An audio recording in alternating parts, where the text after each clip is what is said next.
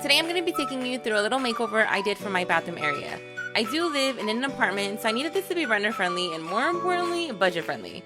This area basically became a little project work area for me, and as you can see, it definitely needed some TLC. My goal for this area was to create a space that looked a little bit more inviting, a lot more organized, and just made me feel happy overall.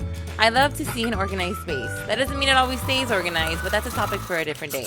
Let's just go ahead and jump right into this makeover.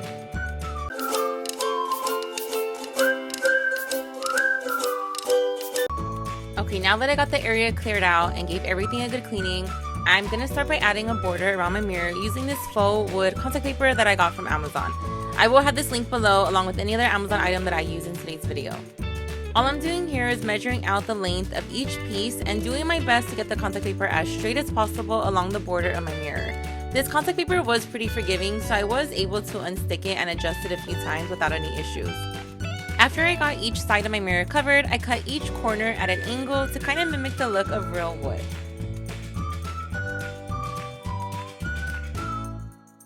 Next, I'm going to be using this marble contact paper to cover my countertop.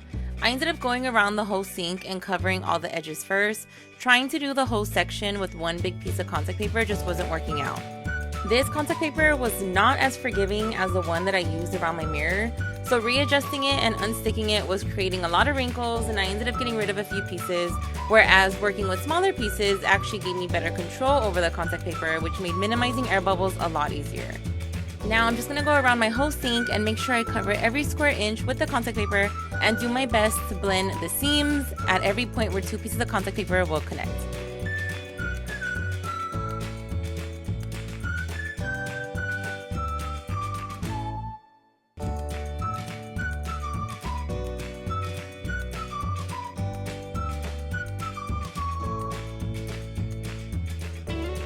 As you can see here, my mirror had this little metal piece running along the bottom, which I did not like, especially because you can see that there were pieces of whatever material they used to cover the original countertop. So I decided to cover that up with some gold metallic tape that I already had in my crafting arsenal. Okay, let's move on to something a lot easier. I decided to switch out the original cabinet knobs for these matte black handles, and I'm going to be using the screwdriver that I actually also found at Dollar Tree. And just so I don't lose the old knobs, I'm going to be putting them in a sandwich bag and storing them underneath my sink so I have quick access to them when I move out. I decided to switch out my little Dollar Tree DIY storage station thingy for these clear shelves that I found at Five Below. They came with screws for mounting, but because I don't want to put any holes in my wall, I'm going to be using this heavy-duty double-sided tape that I found on Amazon. Now, this is advertised as being able to hold a pretty good amount of weight, so we'll see how it holds up. It has been a few weeks now and I haven't had any issues, but I'm also being pretty mindful not to put anything too heavy on it, because that's just an accident that I wouldn't want to have to deal with later on. But so far, so good. And I did want to test out how this would perform when being removed from the wall, and I found that kind of rocking the shelf back and forth to slowly unstick the tape, as I'm showing here, seemed to be pretty effective in preventing any damage to the wall. Okay, it looks like we're moving on to some DIYs. I found this stool at Five Below and decided to turn it into a plant stand with a pizza pan from Dollar Tree and a mirror that I purchased from Joann's. Here, I'm just gluing down a piece of poster board cut to size to help keep the mirror leveled with the pizza pan. These next couple of DIYs I actually saw on Instagram. I thought they were super cute and would be great additions to my little makeover. I will have all the original videos and creators linked in the description box if you would like to see them.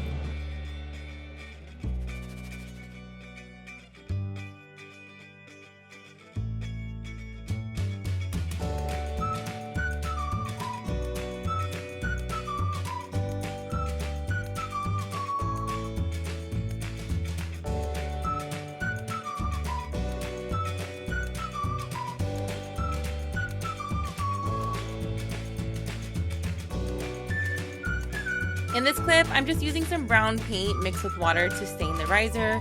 You can also use a real wood stain. I'm not too crazy about the smell of wood stain, so I prefer to do the paint with water method, but you do whatever makes your little heart happy.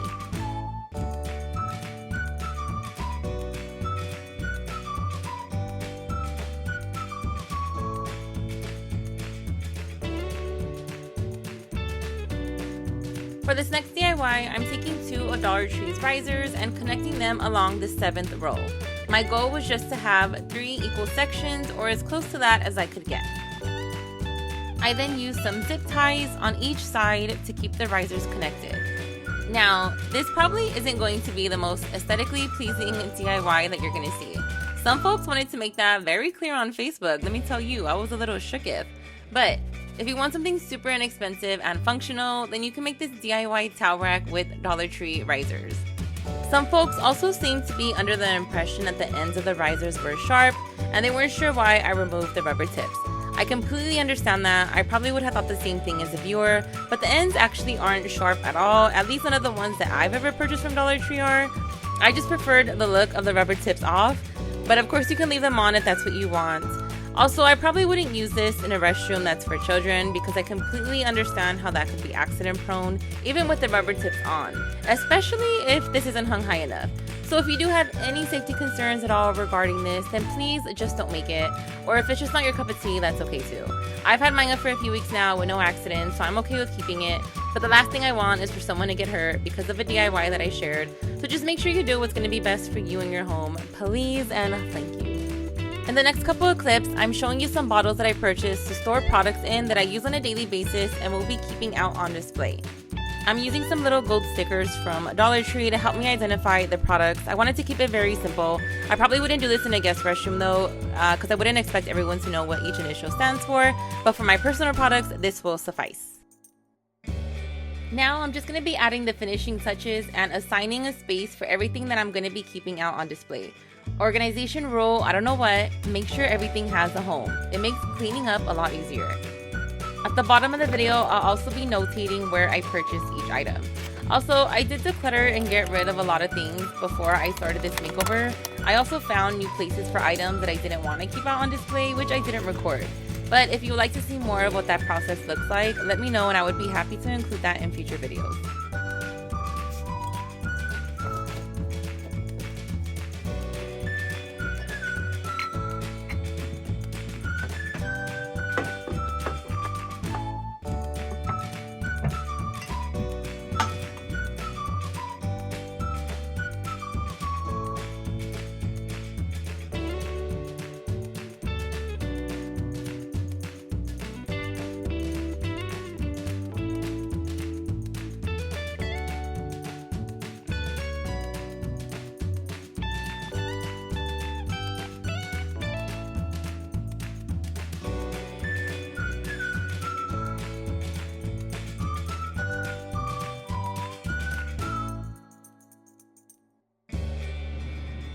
Well, that about wraps things up here. This makeover cost me roughly about $150. That includes decor and the items that I purchased from Amazon.